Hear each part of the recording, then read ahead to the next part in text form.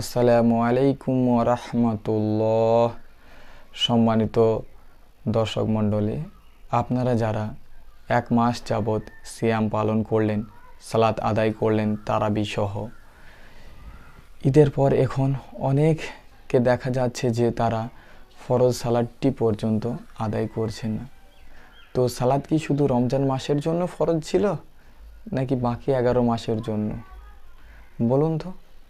তাহলে আপনি যে সিয়াম পালন করলেন, কিসের জন্য পালন করলেন? আল্লাহ সুবহানাহু ওয়া তাআলাকে খুশি করার জন্য এবং আল্লাহ সুবহানাহু ওয়া তাআলার নৈকট্য লাভের জন্য।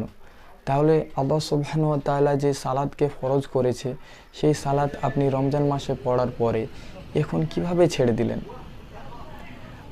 আপনি কিভাবে ছাড়তে পারেন? কারণ সালাত এমন এক ইবাদত যেটি ছাড়ার জন্য পুরুষের জন্য দুনিয়াতে এমন কোনো অপশন নেই। আপনি যদি যুদ্ধের ময়দানে থাকেন তখনও আপনাকে সালাত আদায় করতে হবে, আপনি যদি আইসিইউতেও থাকেন তখন আপনাকে সালাত আদায় করতে হবে।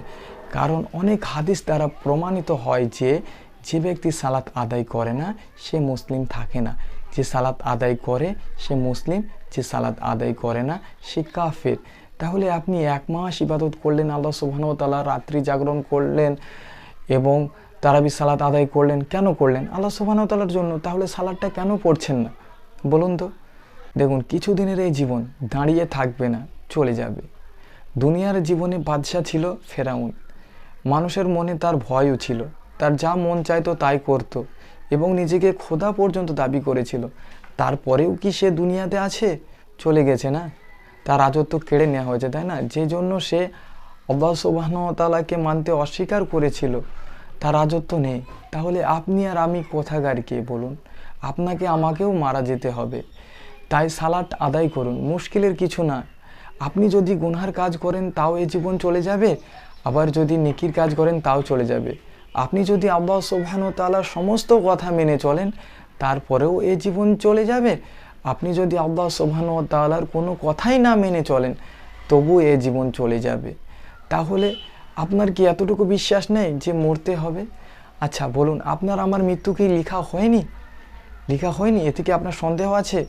আল্লাহ সুবহানাহু ওয়া তাআলার কাছে আমাদেরকে সকলকেই ফিরে যেতে হবে। তাহলে অন্তত পক্ষে সালাতটি আদায় করুন। দেখুন, মুশকিল নয়। আপনি সারাদিন শুকিয়ে থেকে তারাবি সালাত আদায় করতে যতটুকু সময় লাগতো, সারাদিনে 5 ওয়াক্ত ফরজ সালাতটা আদায় করতে ততটুকু সময়ের ভিতরে হয়ে যাবে। চেষ্টা করুন, ইনশাআল্লাহ। কঠিন না, চেষ্টা তো করুন।